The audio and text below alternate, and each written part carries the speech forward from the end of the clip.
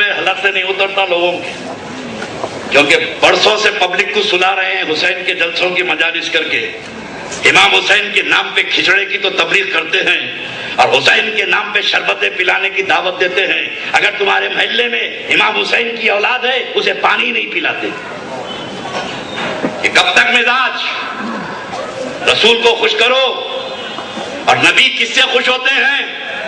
نبی نے اپنی خوشی کا اظہار بلڈنگیں بنانے سے نہیں کیا۔ نبی نے فرمایا کہ اگر کوئی میری آل پہ خرچ کرتا ہے تو میں اس کا بدلہ دیتا ہوں۔ سبحان اللہ سبحان اللہ۔ کیا نبی کا حق نہیں ہے تم پر؟ لو بھائی پہچانو، شربتیں پلانے سے حسین کی عقیدت کا اظہار نہیں ہوتا۔ اپنے مال پر اگر حسین کی اولاد پہ خرچ کر رہے ہیں تو یہ حق ادا ہوتا ہے۔ ہاتھ چوم لینے سے، تکیے پیش کرنے سے یہ ڈھونگ تو بہت دیکھے ہیں۔ میں اس آستانے پر آپ کو دعوت فکر دے رہا ہوں، اپنی پاک کمائی سے اہل بیت پاک کا خیال رکھو۔ یہ بڑے بڑے سرمایہ دار یہاں بیٹھے ہوئے ہیں، میں ان کو دعوت فکر دے رہا ہوں کہ بھئی تم نے اللہ کا حق تو نکالا 2.5%، 2.5% اللہ کا حق نکالا، اب اپنے گریبان میں منہ ڈال کے دیکھو اور دل سے فیصلہ کر کے بتاؤ نبی کا حق کتنا نکالے۔ تمہاری کمائی میں تمہارے نبی کا حق ہے نہیں ہے؟ نہیں ہے تو ہے کہاں؟ اللہ کا حق اللہ کے بندوں کو دو اور نبی کا حق ان کی اولاد کو دو۔ سبحان اللہ، بے شک بے شک۔ تو میں سمجھوں گا عشق رسول ہے، اور یہ رسول کی عادت کریمہ ہے۔ اپنی آخری بات میں بتا کے رخصت ہو جاؤں کہ نبی یہ پاک علیہ الصلوۃ والسلام، یہ بھی تحریک اچھی چلا رہے ہیں سنتوں کی، یہ بھی تبلیغ کیجئے عوام میں، شعور میں۔ اس لیے مولانا فاروق کے ذمہ یہ کر رہا ہوں، یہ تحریک میں یہ بھی شامل کیجئے۔ یہ حلق پھاڑ پھاڑ کے پڑھنا، اس سے عشق رسول کا اظہار نہیں ہوتا۔ اگر دم ہے تو کھڑے رہ کے قوم سے بولو کہ مسلمانوں اپنے علاقوں میں جو سادات ہیں ان کی خدمت کیا کرو، سیدانیوں کی مدد کیا کرو، سیدوں کے گھر کے چولہے کی فکر کرو، تو میں سمجھوں گا کہ واقعی عاشق رسول ہے۔ بے شک بے شک۔ اللہ اکبر یا رسول اللہ، زندہ۔ یہ ڈرامے تو ہم زمانے سے دیکھ رہے ہیں، یہ ڈراموں سے عشق رسول کا اظہار نہیں ہوتا۔ اللہ کے نبی علیہ الصلوۃ والسلام کی خوشنودی کتنی ہوتی ہے، میں تم کو ایک واقعہ بتا کر اپنی بات ختم کروں کہ نبی کے چاہنے والے نبی کی امت کے علی وزیم ولی کی بارگاہ میں بیٹھے ہیں۔ اللہ کے رسول علیہ الصلوۃ والسلام کی عادت کریمہ ہے کہ مجھے یہ بتائیے کہ جیسے میں نے کہا تھا کہ جو حج کرتے ہیں، حج کی قبولیت کی گارنٹی کوئی نہیں دے سکتا، اللہ چاہا تو قبول ہے۔ یہ مدرسے کو پیسے دے رہے ہیں، اللہ قبول کر رہا۔ حجانی ماں کے نام پہ کمرہ بن گیا، بلڈنگ مکان مدرسے میں، اللہ قبول کر رہا، کوئی اطلاع ہی؟ اب جن کے نام پہ بنا رہے ہیں انہوں تو آگے بولنا خواب میں بیٹے کمرہ بنائے، نام میں بہت مزے میں ہوں۔ بھائی جن کے لیے بنائے ان کو بھی نہیں دیکھے، کبھی بلڈنگ بنائے نہیں دیکھے، مسجد بنا دیے، اللہ خوش ہے تو معلوم کیا سورس ہے آپ کے پاس؟ کسی بھی عمل کی گارنٹی نہیں ہے کہ قبول ہے یا نہ ہے، لیکن مسلمانوں ایک عمل ایسا ہے جس کے بارے میں سرکار نے گارنٹی دے دی، فرمایا کہ کوئی کسی سید زادے پہ خرچ کرتا ہے تو تمہارا نبی اسے قبول کر لیتا ہے۔ سبحان اللہ سبحان اللہ، نعرہ تکبیر، نعرہ رسالت، علماء اہل سنت۔ مگر یہ امت نبی کو خوش کرنا نہیں چاہتی، صرف ڈھونگ ہے، صرف ڈھونگ ہے۔ قربان جائیں، وقت کے امام ہیں عبداللہ ابن مبارک رضی اللہ تعالیٰ عنہ، وہ ولی کامل جن کا جب استقبال ہوا تھا بغداد میں تو خلیفہ ہارون رشید کھڑے رہ کے دیکھ رہا ہے کہ پورا شہر کہاں جا رہا، پورا شہر، بچے بچے عورتیں ہر ایک چلے جا رہے ہیں۔ تو وزیر اعظم کو بلا کہ بھئی آخر یہ پورا شہر جا کر رہا ہے؟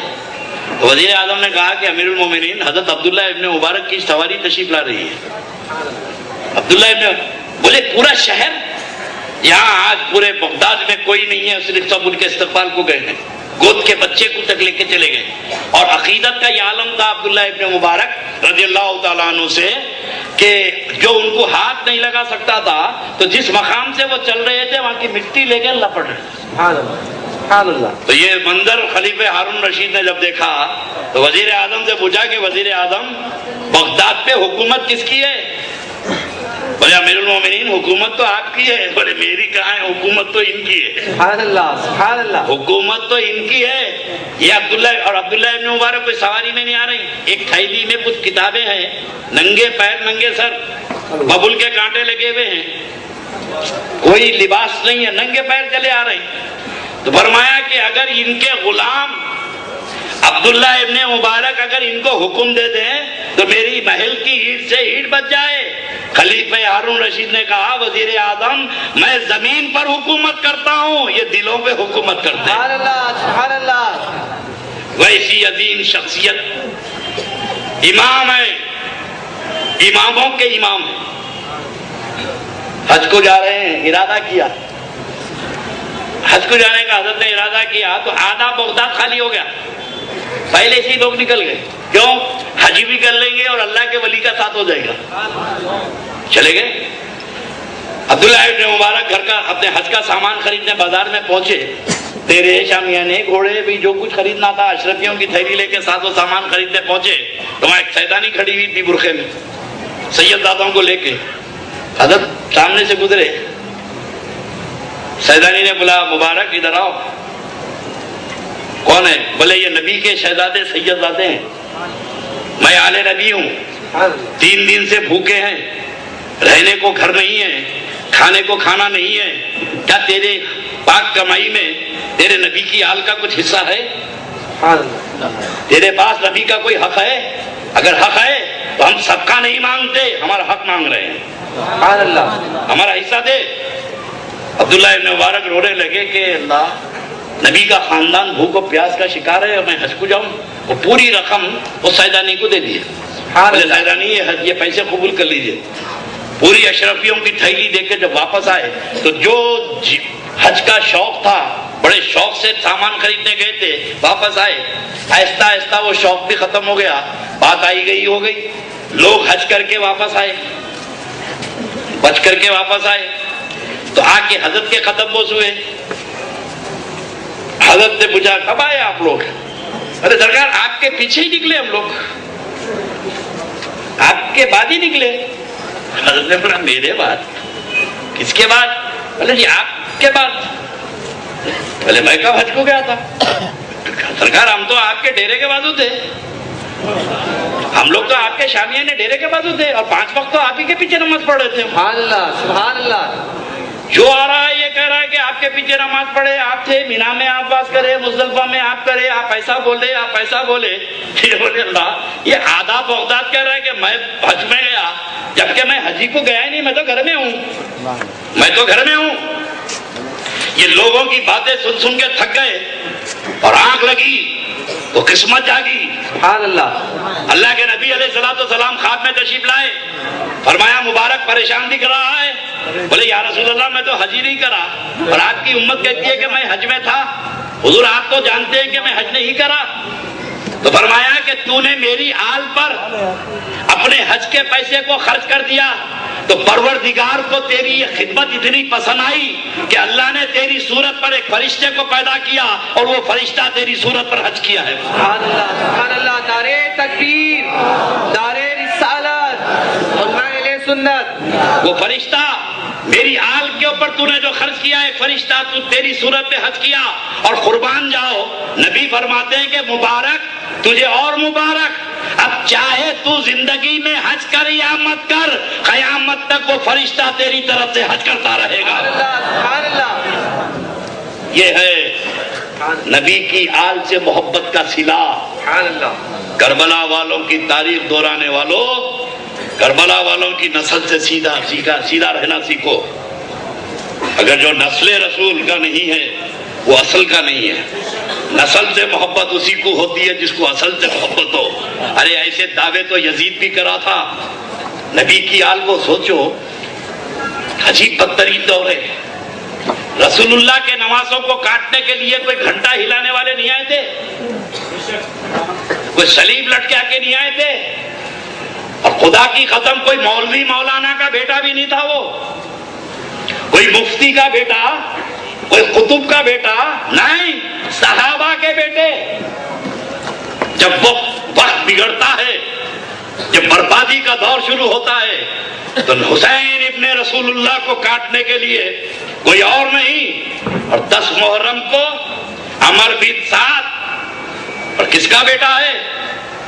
ارے میرے آقا نے جس کو دنیا میں جنت دے دی تھی، سعد ابن وقاص، عشرہ مبشرہ، خلفائے راشدین کے بعد اگر کسی کا سب سے بڑا مقام ہے وہ عشرہ مبشرہ سعد ابن وقاص کا بیٹا تیر چلا رہا ہے اور لوگوں کو کہہ رہا ہے، لوگوں گواہ رہنا، حسین پر سب سے پہلا تیر میں نے مارا ہے۔ ارے عقل کے اندھو سوچو، جب صحابی کا بیٹا ڈائریکٹ نبی کے نواسے کا قاتل ہے تو 1400 سال کے بعد کوئی آل رسول کا دشمن ہو جائے تو تعجب کی کیا بات ہے؟ ہر زمانے میں نبی کی آل معیار رہی ہے، کل میدان کربلا میں معیار تھے، آج یہاں معیار ہے۔ اب ہم اسے ہی عشق رسول کا دعوے دار سمجھیں گے جو نبی کی نسل کے پاس پکا ہے، جس کے دل میں نسل رسول کا احترام ہے، ہم سمجھیں گے کہ واقعی اس کے دل میں رسول کا احترام ہے۔ جو نسل والا ہے وہی اصل والا ہے، اور جو اصل والا ہے وہی نسل والا ہے۔ تو نبی کی تعظیم، آل رسول کی محبت کا صلہ یہ تم کو ملے گا۔ آقا و مولا فرماتے ہیں، اور جب دیکھو یہ تو نبی کی آل کی محبت کے انعامات ہیں۔ الا من مات حب آل محمد ماتا شہیدہ، الا من مات حب آل محمد ماتا مطمئنہ، الا من مات حب آل محمد ماتا مومنہ۔ یہ تو انعام ہے، اور ان کے بغض کے بارے میں فرمایا انعام اپنی جگہ اور ان سے دشمنی رکھا، تو اللہ کے نبی فرماتے ہیں کہ اللہ من ماتا بغض آل محمد ماتا کافرہ، آگاہ ہو جاؤ، جو میری آل سے بغض رکھے گا وہ کافر مرے گا۔ عبداللہ ابن مسعود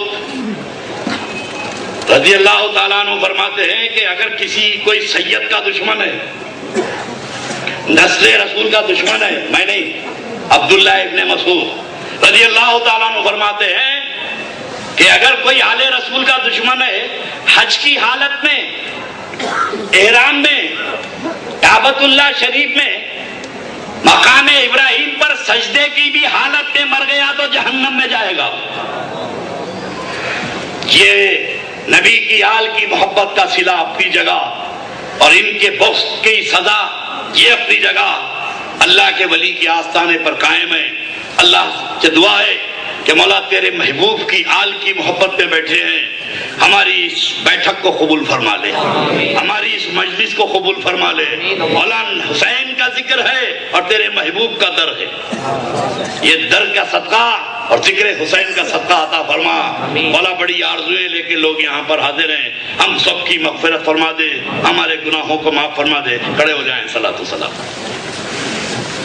البدر علینا من ثنیات الوداع وجب شکر علینا ما دعا للہ داعی۔